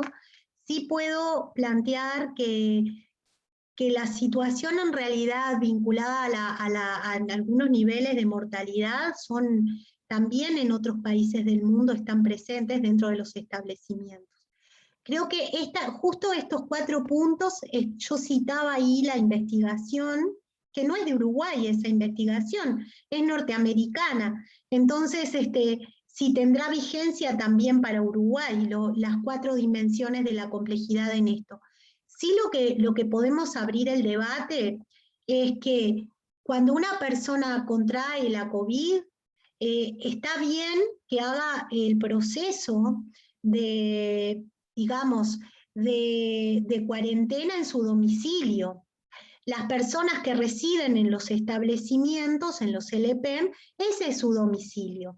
Está bien que lo hagan ahí, lo que no está bien es que ante sintomatología grave no se coordine con el prestador de salud, porque así como una persona en su domicilio que presenta una sintomatología grave inmediatamente se conecta con el prestador de salud porque se entiende que en la vivienda no se va a poder resolver eso, los establecimientos, como no son prestadores de salud, también requerirían que ante sintomatología grave se conectara con los sistemas de salud. La investigación que yo traía es norteamericana y presenta los mismos dilemas en Norteamérica, pero la investigación además explora otros escenarios como el alemán y en Gran Bretaña. Entonces esto es parte justamente de un cierto prejuicio en relación a la distribución de los recursos. Veíamos en Bélgica, en Holanda, cómo durante el primer semestre del 2020 aparecían hasta comunicaciones públicas en donde se trataba de los recursos en materia de las UCI, de los cuidados intensivos, de no destinarlos a personas que tuvieran una cierta edad avanzada porque entendían que los debían de preservar para otros grupos de población. Claramente acá no sé qué pasó ahí donde tú planteas, que hace que se tome la decisión para que las personas sigan en el establecimiento. Pero a nivel general, claramente en la sociedad hay una dificultad en la distribución de los recursos, en la mirada de las poblaciones, no solo para las personas mayores, para otros grupos de población también. Hay una lógica economicista de desarrollo vinculada a la expectativa que cada vida puede dar a una sociedad. Si esa vida en expectativa puede contribuir de manera productiva o reproductiva a una sociedad, esa vida tendrá un valor diferente políticamente. Si se entiende que esa vida no vale de la misma forma, entonces será ubicada en un menor rango y no accederá a los mismos recursos. Esto no solamente va para los cuidados intensivos, va para la comida, para la vivienda. Cada vez que discutimos sobre recursos públicos, estamos discutiendo sobre el valor moral de las vidas de las personas, en base a la edad, en base a la clase social, en base al lugar donde viven, en base al contexto, a las relaciones de género, al lugar económico, al lugar político que tienen esas vidas, todo el tiempo. Cuando discutimos agendas de seguridad, cuando discutimos distribución y prioridades en política pública. Y las personas mayores, hay una construcción a nivel de la sociedad moderna, capitalista, que va generando, por un lado, una ampliación en la comprensión de los procesos y en la protección de derechos humanos, pero por otro lado hay otra lógica que las va comprendiendo y las va ubicando como un sujeto que implica costos para la sociedad y para los estados. Y hasta dónde van a ser sostenible el desarrollo y la prolongación de la existencia de ciertos grupos de población. Creo que eso es lo que está en debate. Y está en debate en la pandemia, está en debate con las personas mayores, pero también está en debate con otros grupos de población, porque se aumenta la pobreza, porque se aumenta la desocupación, porque se aumenta la informalidad, porque se aumenta la precarización de vida, el no acceso a derechos básicos, también sobre otras vidas se colocan estos elementos de tensión. Bueno, Adriana, para ir cerrando esta parte, si no hay más preguntas, porque ya se ha hecho un poquito tarde, queríamos continuar, es un poquito que nos queda. Yo voy a compartir acá nuevamente la PPT. Y primero de todo, comentarles que tenemos, porque había preguntas en el chat, relacionado con dónde encontramos información. Bueno, tenemos el Facebook y tenemos también el Instagram, que hace poquito que lo abrimos, así que ahí vamos a colgar la información, también en YouTube, ¿sí? Eso como información general. Y después lo que queríamos comentar, voy a ampliar acá, queríamos comentar este tema, no, acá no, perdón, se me fue a otro lado, acá. Ahora sí. Visto que es un tema, obviamente, ¿no?, que amerita y convoca a conversar y mucho, no queremos que se agote hoy, sino que al contrario, queremos que hoy sea el principio de muchas conversaciones. Entonces, los queremos invitar a generar pequeñas reuniones donde se pueda conversar, o derechos específicos o derechos en su globalidad, como a ustedes les interese. Y nos gustaría, si nos pueden ahora indicar en el chat, quiénes estarían interesados en poder participar de esos pequeños grupos, y si algún derecho en particular quisieran analizar. La idea nuestra es que esos grupos que convoquemos puedan generar algún producto que después los podamos difundir por las redes, ¿sí? Las redes del movimiento. Este es un tema muy complejo, como decía Adriana, es un camino muy largo que tenemos para andar, para ir generando un cambio y una transformación. Así que bueno, se nos ocurre que lo primero de todo es seguir conversando sobre esto e ir generando pequeños productitos de lo que conversemos. Así que los invitamos, les damos unos minutitos ahora, los invitamos a que pongan en el chat a quiénes les gustaría que los convoquemos a esas reuniones de grupos chiquitos, y si quieren algún derecho en particular o en general, como lo quieran. Les damos unos minutitos porque así nos llevamos este trabajo y lo organizamos y los podemos convocar, ¿sí? Así que bueno, los dejamos un poquito pensar y que nos digan por el chat.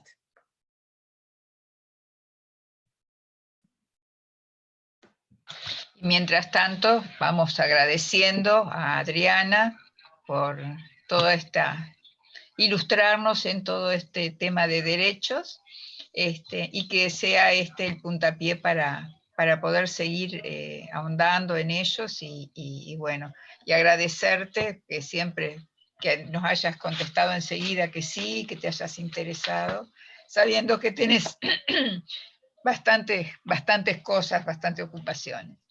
Eso, por Gracias a supuesto. ustedes. Un placer. Agradecerte muchísimo. Agradecerle la presencia de todos también, los que nos han acompañado, muchas caras conocidas de muchos años de lucha en este tema.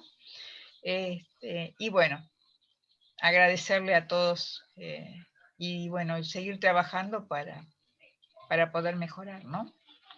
Ethel levantó la mano. Ahí va, no se olviden de poner la preferencia en el chat, así podemos después organizar los grupos. Además, les contesto por el micrófono porque no me deja el celular escribir. Bueno, a ver, yo lo anoto acá. No sé si me escuchan. Escuchamos. Bueno, sí, te estamos escuchando, Ethel. Ethel, está. Ok. Sí, yo quiero, me interesa. Bien, Bárbaro. bien, bárbaro. Te anotamos. Gracias. También ¿No? estoy interesada. Gracias.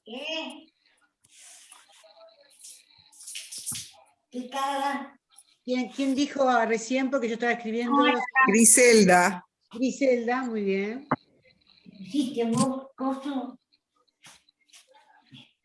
Porque la idea es eso, es generar grupos más chiquitos donde podamos intercambiar.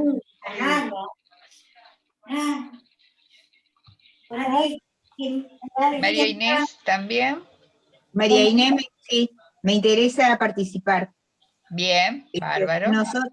Nosotros estamos construyendo un residencial de larga estadía en Melo, Cerro Largo, una asociación civil. Y bueno, hay muchas cosas que ustedes, que Adriana ha manifestado que para nosotros es nueva, en cuanto a cómo llevar adelante este centro de larga estadía. Entonces, es bueno tener el tiempo suficiente para poder conversarlo, analizarlo y ver las posibilidades. Perfecto, ya te registré. Bien, gracias. Águeda, ¿sí? No, solamente una cosita, me quedé con una palabra que dijo una chica que es asistente social y que trabaja en hogares. No tenemos que decir abuelos, eso es parte también de no cambiar nuestro pensamiento. Somos todas personas mayores, sean abuelos o no sean abuelos. Preferible decir los viejos, preferible decir las personas grandes o las personas mayores. Pero bueno, me quedé con esto que había dicho esta chica y tenía que decirlo porque me quedó. Gracias. Ya me anoté por ahí que si se trata el artículo 29, me interesa muchísimo participar en eso. Bárbaro. Justamente este es espacio de intercambio, o sea que está muy bueno, Águeda, lo que comentaste, porque bueno, es para eso que estamos. Siempre se está aprendiendo, así que bárbaro. Sí, y la idea es también trabajar según los intereses de cada uno en diferentes grupos. Exactamente. Para poder crear diferentes Esa es la idea. Esa es la idea, poder profundizar en los derechos que más les interesa. O también hacer uno después más general, ¿no? Obviamente. Y claro, dependiendo de lo que nos digan. Dependiendo de los intereses de ustedes. Compartir los resultados de cada grupo. Exacto. Sí, claro. Y después compartir los resultados como en un plenario, como se hace habitualmente. Buenísimo. Esa es la idea. Así empezamos a movernos, porque esto es movimiento. Hoy arrancó el movimiento, bueno, seguir adelante. Eso es lo que queremos. Bárbaro. Cualquier cosa también se pueden comunicar con nosotros a través de las redes, del Facebook o del correo electrónico, no hay problema. Pueden comunicarse con nosotros también. Bien. Bárbaro.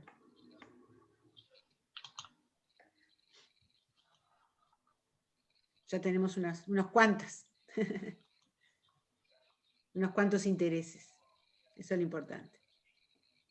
Sería bueno también hacer una agenda de temas en donde, por ejemplo, ¿no? de los recursos en los cuales se le pida al Estado que disponga para que las personas no estén confinadas o con el distanciamiento, que pueda haber medidas. Ya están los protocolos, que los protocolos sean también extensivos a esta población.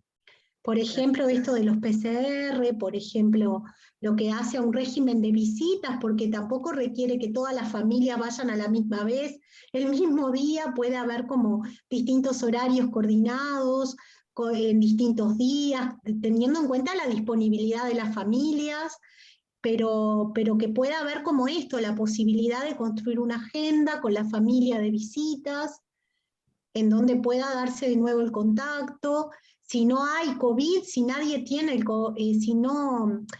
si la persona no da positivo en un test, no tiene por qué evitarse el contacto, no hay riesgo, y sí requiere también la comprensión de un tipo de burbuja diferente, porque quienes trabajan en el establecimiento entran y salen, muchas veces tienen múltiples empleos. Entonces hay lógicas que capaz que está bueno armar una agenda, algún subgrupo que también pueda liderar eso. Está bueno, sí, sí, sin duda.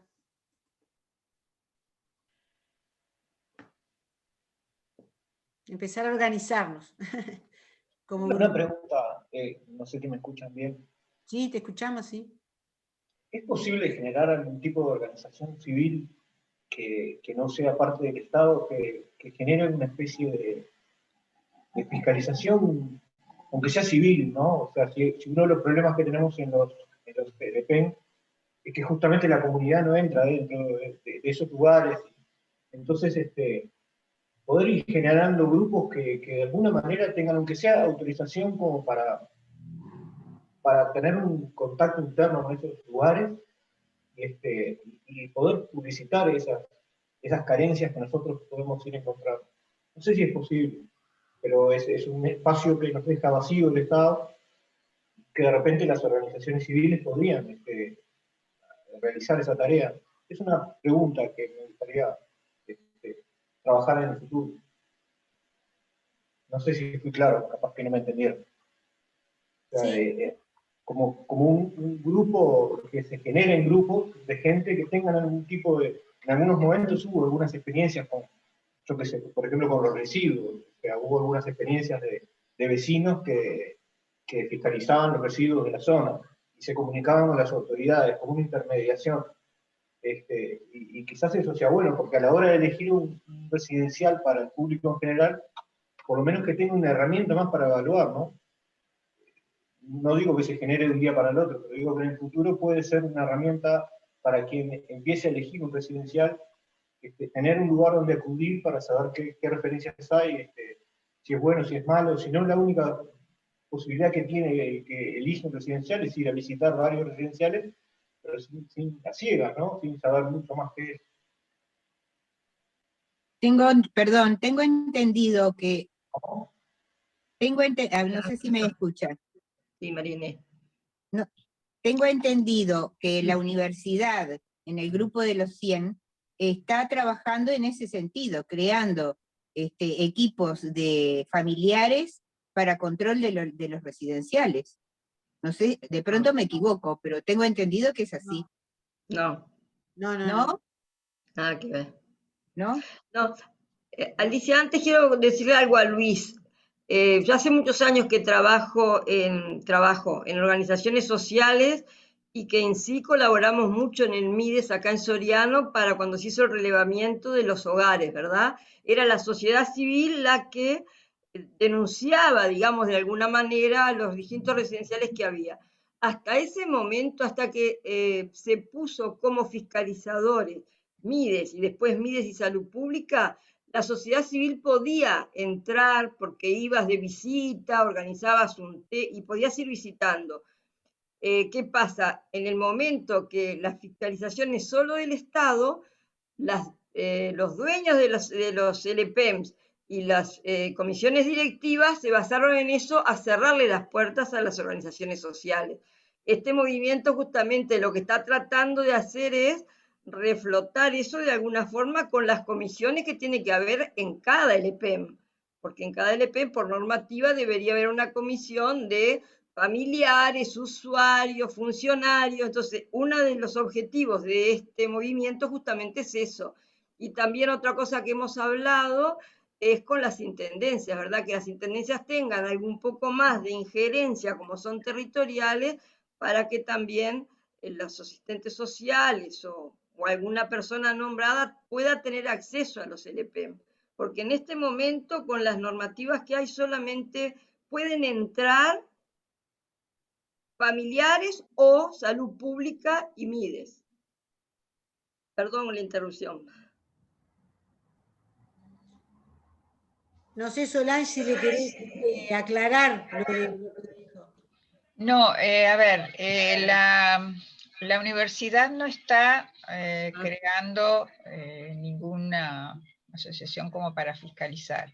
Lo que sí está es, y nos ayudó a crear este movimiento, y esto se hizo con es una creación, este movimiento es una creación del CIEN.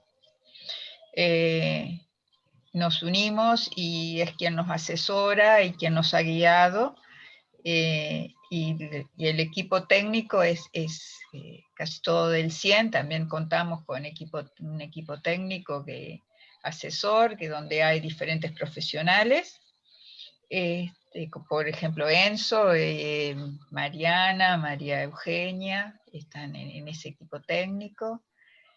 Pero nosotros no tenemos, ni es para fiscalizar, ni es, porque no nos corresponde y no lo podemos hacer. No tenemos. No tenemos las herramientas legales como para hacerlo, porque eso, cuando entras a un LPN estás entrando a un lugar, sea con fines de lucro o sin fines de lucro, que es privado. Entonces no se puede entrar así nomás, hay leyes que protegen. Entonces el Estado sí lo puede hacer por decreto, y ciertas personas del Estado, tampoco es cualquiera que entra. Claro, no, lo que yo digo es que en el trabajo ese que ustedes están realizando, en algún lugar yo leí que la propuesta era que se creara ese grupo de familiares que tú lo que hablas entonces es de la comisión de participación. Sí, no eso sé sí cómo lo se estamos llama. promoviendo, que es, Bueno. las comisiones esas están dentro del reglamento y, Sí. y está integrada por los residentes, los familiares y los cuidadores, y ahí y en la figura ahí entra a pesar la figura social, del trabajador social, que es quien, digamos, lo canaliza. Y es para poder tener una mejor comunicación y llevar a los directivos las propuestas. Digamos, no es una comisión para ir a quejarme de que si, no sé, no, por tonterías, sino para algo que llevar propuestas de mejora, de mejora claro. de la para atención. llevar adelante el plan anual del establecimiento. Para eso claro, es la comisión. Pero que tenga participación todas las partes. Activa, claro. No que sea algo que se bajó de arriba y listo. Sí, pero sí, eso está sí. bien. Sí, eso está sí. Bien. Y bueno, era un poco la respuesta que le estaba dando a esta persona, a este compañero que participó, digo, que tenía idea de que se estaba manejando eso. Claro, gracias. Sí, eso sí. Gracias. Bueno, ¿algún comentario más? Alguien que ya nos pusieron pila de cosas para procesar. No, yo quería aclarar que puse... Sí, que puse es como una... Lucía. Una guía para elegir un centro de larga estadía que está hace años. Ahora la encontré colgada ahí, pero yo la tuve en mis manos en un momento, impresa y todo, que fue lo que usé yo cuando me tocó. Y que es bien compleja la pregunta que hacía Luis, pero claro, hay todo, entiendo yo desde el lugar de familiar, que bueno, que es el Estado el que intenta hacer lo mejor posible a través de habilitar y de generar las distintas habilitaciones, digamos, y que nuestro rol en realidad es tratar de aportar ahí, ¿no? Y a otros lugares, pero nunca podríamos fiscalizar, digamos. Pero bueno, por ejemplo, visibilizar esa guía que cuando a mí me tocó, poca gente que estaba transitando por lo mismo sabía que existía. Y sabía que esos datos eran importantes para tomar una decisión. Pero bueno, la guía tiene que ver con buenas prácticas, digamos, pero no tiene que ver con denunciar algo que pasa, eso es otra cosa, ¿no? Pero Y bueno. acá hay que recordar que está la Institución de Derechos Humanos también, que es otro organismo que no tiene como tarea la fiscalización, es independiente, pero a donde las personas pueden también dirigirse y tienen la posibilidad de ingresar a los lugares. Y hay algunas experiencias a nivel internacional de organizaciones que han intentado generar algún proceso de trabajo. En España está la organización A Desatar, que vino incluso a Uruguay y dio un par de conferencias, que es muy interesante la experiencia, en Argentina también, que intentaban en realidad generar conciencia para evitar lo que son en realidad eso, el atar, o tanto a nivel físico como también farmacológico, impedir el movimiento de las personas que hacen uso de establecimientos, que eso también está bastante extendido en el mundo, ¿no? Cuando personas que tienen algún riesgo de caídas, entonces como no hay suficientes personal entonces se las ata, se les restringe el movimiento o se les da un tipo de fármacos que reduzcan la movilidad. Bueno, hay algunas experiencias a nivel internacional muy potentes que no eran en el rol de fiscalización, propiamente dicho, sino en el rol de sensibilizar, de acercarse, que se puede intercambiar con esas organizaciones a quien le interese, hay contactos y demás. Y sí me parece fundamental el rol de la institución de derechos humanos. Sí, Águeda. Y completando, porque iba a decir lo de derechos humanos que dijo Adriana, pero además hizo que a través de la red de organizaciones de personas mayores, REDAN, que le damos el apoyo total al movimiento y a todo lo que se trabaja en ese tema, hemos tenido reuniones con el doctor Cereta de la Clínica de Litigio Estratégico de la Facultad de Derecho, que sigue apoyándonos en este tema, y si hay alguna denuncia específica, se trabaja sobre eso, porque tenemos algún juez que apoya también ese trabajo.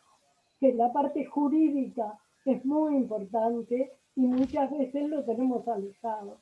O sea que a través de los apoyos que tenemos de la UDELAR, de Derechos Humanos, de la Facultad de Derecho y eso, estamos intentando también sacar todo esto adelante. Muchas gracias. Bueno. También no siempre es lo ideal, porque son procesos engorrosos, largos, complejos, de alto sufrimiento, pero también siempre está la medida de la judicialización.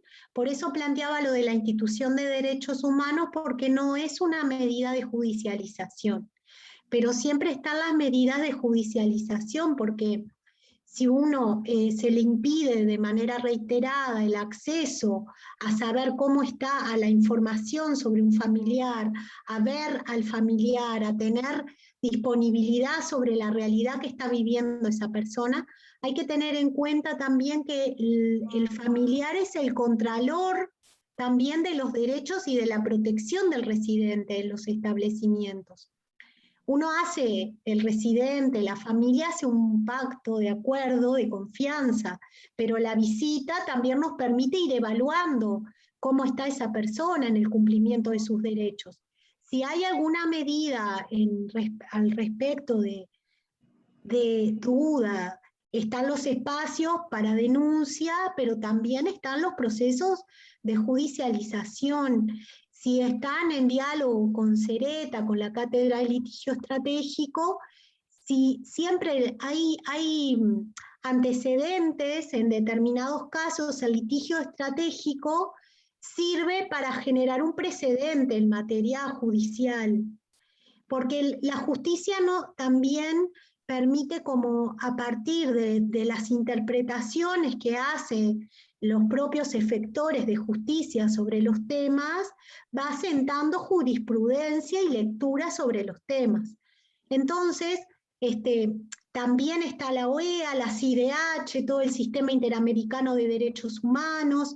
Son elementos costosos, engorrosos, pero a veces cuando hay un movimiento o hay un colectivo que los pueda tramitar, se utilizan y llevan tiempo, pero pueden tener efectos que a posterior pueden ser importantes. Por ejemplo, el caso de la sentencia de Vilches versus el Estado de Chile, la OEA arma todo un caso, que eso está disponible en la página de la OEA, o lo buscan por Vilches, Poblete Vilches versus Chile, donde uno de los aspectos centrales está en el derecho a la salud, y es a la pronta respuesta, al acceso humanizado.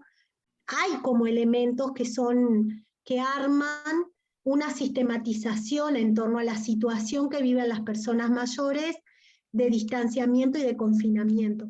Que vuelvo a repetir, acá yo creo que quienes administran los establecimientos también están atrapados en lógicas que el propio Estado impone. Me parece que sería un error pensar que son los villanos, ¿no? Y que hay como una situación instalada muy compleja, donde entiendo que quien debe resolver esto es el Estado, con ciertos movimientos de acciones que también le generen garantías a quienes administran los establecimientos.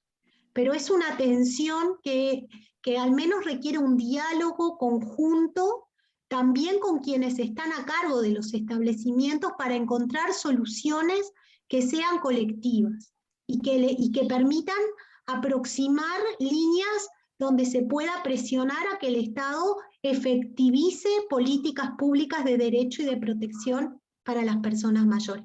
Porque si el Estado dice no visitas, va a ser imposible que un establecimiento diga no, corremos con el riesgo. En realidad no creo que eso suceda. Entonces es importante como encontrar alianzas ahí también. Muy bueno.